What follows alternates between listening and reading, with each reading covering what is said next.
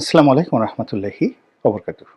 সম্মানিত দর্শক, বিএনপির চেয়ারম্যান জনাব তারেক রহমান সাহেবের দেশে ফেরা, তার মায়ের যে স্মরণ সভা, জানাজা, এতে অংশগ্রহণ করা এবং এই সময়টাতে বাংলাদেশে থেকে তিনি যে নির্বাচন পরিচালনা করছেন, এর পেছনে দিল্লির গ্রিন সিগন্যাল রয়েছে।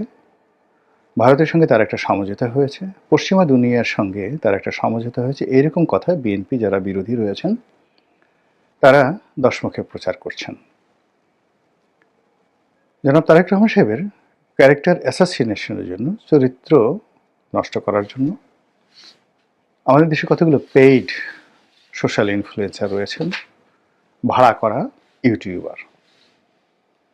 জনাব আনিস আলমগীর এদেরকে টোকাই বলে অভিহিত করেন সাংবাদিক। তো তারা সেই নরেন্দ্র মোদীর সঙ্গে, জয়শঙ্করের সঙ্গে, কিংবা যেটাকে বলা হয় ভারতের উত্তরপাড়া মিলিটারি ইন্টেলিজেন্স বা রয়ের সঙ্গে তারেক রহমান সাহেবের কী সম্পর্ক, কী লেনদেন, কী কমিটমেন্ট, এ সকল নিয়ে যে সকল বানোয়াট কথাবার্তা তারা ছড়াচ্ছেন, যেটার বিরুদ্ধে মানে কোনো কথা বলাও যাচ্ছে না, আবার এটা চুপও থাকা যাচ্ছে না। আর এই মুহূর্তে বিএনপি এরকম একটা নাজুক অবস্থার মধ্যে আছে। সেই নাজুক অবস্থার কারণে আসলে বিএনপি কোনো কিছু নাড়া দিতে চাচ্ছে না, তারা যে কোনো মূল্যে নির্বাচনের দিকে যেতে চাচ্ছে। কিন্তু বিএনপি যেভাবে খুব সহজে নির্বাচনী বৈতরণী পার হতে চাচ্ছে, আমার কাছে বিষয়টা অতটা সহজ সরল মনে হচ্ছে না। প্রথমত বিএনপি সেই জুলাই আগস্ট বিপ্লবের পর ধরে নিয়েছিল যে তারা নির্বাচন অতি দ্রুত আদায় করতে পারবে এবং 2024 সনের ডিসেম্বর মাসেই নির্বাচনে তারা একটা টার্গেট করেছিল। এবং ওই সময় আপনাদের মনে আছে যে বিএনপি জনসভা করে সেই ডিসেম্বর মাসের মধ্যে, 2024-এর ডিসেম্বরের মধ্যে নির্বাচন তারা দাবি করেছিল। পরবর্তীতে আবার সেটি তারা পিছিয়ে আনে এবং তারা 2025 সনের ডিসেম্বরের মধ্যে নির্বাচনের জন্য জিদ ধরে। এবং এখানে এমন একটা পর্যায়ে চলে আসে যে স্বয়ং তারেক রহমান সাহেব লন্ডন থেকে পয়েন্ট অফ নো রিটার্নে চলে যান যে 2025 সনের ডিসেম্বরে নির্বাচন দিতেই হবে। এরপর যখন ডক্টর মোহাম্মদ ইউনূস হঠাৎ করে খুব বিপদে পড়ে গেলেন এবং ওই সময়টিতে তার আসলে তারেক রহমান সাহেবের সাহায্য সহযোগিতা খুব দরকার ছিল, তিনি ইংল্যান্ডে গেলেন। মূলত গেলেন ইংল্যান্ডে রাজার কাছ থেকে একটা পুরস্কার তিনি গ্রহণ করবেন, এটার ওসিলায়, কিন্তু তার আসল উদ্দেশ্য ছিল তারেক রহমান সাহেবের সঙ্গে বৈঠক। এবং তিনি সেই বৈঠকে তারেক রহমান সাহেবের সঙ্গে যে সমঝোতা করলেন, সেখানে এই যে এখন যে নির্বাচনের শিডিউলটি ঘোষণা করা হয়েছে, মূলত সেই সমঝোতার ফল। বিএনপি এখন পর্যন্ত ডক্টর মোহাম্মদ ইউনূসের কমিটমেন্ট এবং নির্বাচনের তফসিল এবং ডিসেম্বর মাসের তাদের যে টার্গেট ছিল 2025-এর, সেটার পরিবর্তে 2026-এর ফেব্রুয়ারিতে যে নির্বাচন হচ্ছে, এটার উপর পরিপূর্ণ আস্থা এবং বিশ্বাস রেখে চারিদিকে যে আওয়াজগুলো হচ্ছে, কথাবার্তাগুলো হচ্ছে, কনস্পিরেসির যে সকল শব্দ শোনা যাচ্ছে, সব কিছুকে অ্যাভয়েড করে তারা বিপুল বিক্রমে সামনে এগিয়ে যাচ্ছে। এখানে যে সমস্যা, সেই সমস্যা হলো যে আমাদের দেশের প্রচলিত প্রথা হলো বাড়া ভাতে সবসময় ছাই পড়ে, এটাই বাস্তবতা। তো সেক্ষেত্রে একেবারে তীরে এসে নৌকা ডোবা, বাড়া ভাতে ছাই পড়া, এই জিনিসগুলো যে বাঙালির প্রাত্যহিক জীবনে অহরহ ঘটে এবং বাংলা প্রবাদ এবং প্রবচনে যে এই জিনিসগুলো থাকে, এই বিষয়গুলো আমাদেরকে স্মরণ রাখতে হবে। ফলে বিএনপি যে নির্বাচনের পথে যাচ্ছে, গণতন্ত্রের পথে যাচ্ছে, এটা যেভাবে তারা মানে যে প্রাইম ফ্যাক্টর হিসেবে ট্রিট করে তারা যেভাবে এগুচ্ছে, তার সঙ্গে সঙ্গে তাদের বিরুদ্ধে যে চক্রান্ত হচ্ছে, যে দুর্নামগুলো, যে বদনামগুলো, যে কলঙ্কগুলো তাদের উপর আরোপ করার চেষ্টা করা হয়েছে, সেই বিষয়গুলো তাদেরকে মোকাবেলা করতে হবে এবং এটা না করলে বিএনপি ভুল করবে। এই মুহূর্তে বিএনপি বিরোধী যারা লোকজন আছে, তারা বিএনপিকে ট্যাগ দিতে চাচ্ছে যে তারা ভারতের সঙ্গে একটি দস্তখত বা গোলামি চুক্তি স্বাক্ষর করে তারা বাংলাদেশে আসছে। সেই গোলামি চুক্তিগুলো কি হতে পারে? ইন্টারনেটে বিএনপি বিরোধী যারা লোকজন তারা বলে বেড়াচ্ছে যে শেখ হাসিনার জমানাতে ভারতের সঙ্গে যে দ্বিপাক্ষিক চুক্তিগুলো হয়েছে কোনো রকম প্রশ্ন ছাড়া এই চুক্তিগুলো বাস্তবায়ন করতে হবে।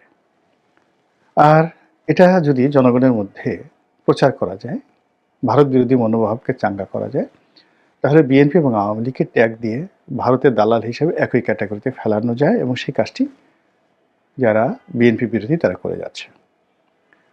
তারা আরও বলার চেষ্টা করছে যে সাবেক স্বৈরাচার, সাবেক ফ্যাসিবাদ শেখ হাসিনার সঙ্গে তারেক রহমান সাহেবের টেলিফোনে কথা হয়েছে, 7 মিনিট, 8 মিনিট, 10 মিনিট কথা হয়েছে। তারা বলার চেষ্টা করছে যে সংসদ ভবনে এসে জয়শঙ্করের সঙ্গে তারা ঘণ্টাধিক, 1 ঘণ্টার চেয়ে বেশি সময় তারা একান্ত বৈঠক করেছে। তারা বলার চেষ্টা করছে যে আওয়ামী লীগকে রাজনীতিতে পুনর্বাসন করার জন্য বিএনপি সাহায্য করবে এবং তারেক রহমান সাহেব প্রধানমন্ত্রী হওয়ার সঙ্গে সঙ্গে আওয়ামী লীগ প্রথমে রাজনীতি করার সুযোগ পাবে, এরপরে শেখ হাসিনা বাংলাদেশে আসার সুযোগ পাবে। এই সকল কথাবার্তা কিন্তু বলা হচ্ছে। তো এই সকল কথার কোনো জবাব হয় না, ফলে বিএনপি জবাব দিচ্ছে না, কিন্তু এগুলো তলে তলে কিন্তু ভীষণ রকম একটা এন্টি ভারত সেন্টিমেন্ট এবং এন্টি বিএনপি সেন্টিমেন্ট তৈরি হচ্ছে এবং এটা কাঁপছে, ট্রাম্বলিং ইন ফিয়ার। এর মধ্যে বিএনপির বেশ কয়েকজন নেতা, সালাউদ্দিন সাহেব, তারপর আমির খসরু মাহমুদ চৌধুরী, তাদেরকে ভারতের দালাল বানিয়ে নানা রকম ট্যাগ দেওয়া হচ্ছে।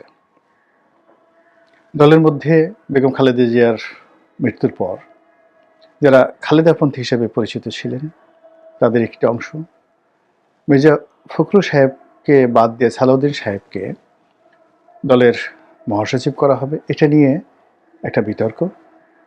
রুহুল কবির রিজভী বনাম সালাউদ্দিন সাহেব, এটা নিয়ে একটা দ্বন্দ্ব। এই জিনিসগুলো তারেক রহমান সাহেবকে ফেস করতে হচ্ছে।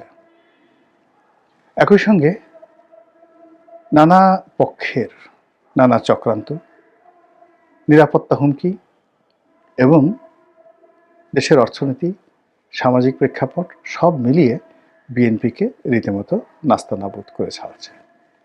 আর সেই নাস্তানাবুদের মধ্যে যদি এরকম একটি প্রচার চালানো হয় যে আগামীতে শেখ হাসিনা বাংলাদেশে আসবেন এবং তারেক রহমান সাহেবের হাত ধরে বিএনপির জমানাতে বিএনপি ক্ষমতায় আসার সঙ্গে সঙ্গে আওয়ামী লীগ বাংলাদেশে ফিরে আসবে, এই ন্যারেটিভগুলো যারা প্রচার করছেন তারা যদি সফল হয়ে যান আগামী 1 মাসের মধ্যে, জানুয়ারি মাসের মধ্যে, তাহলে আপনি ধরে নিতে পারেন যে ফেব্রুয়ারির নির্বাচনের জয় পরাজয়, বিএনপির অস্তিত্ব সব কিছুই কিন্তু একটা হুমকির মধ্যে পড়বে।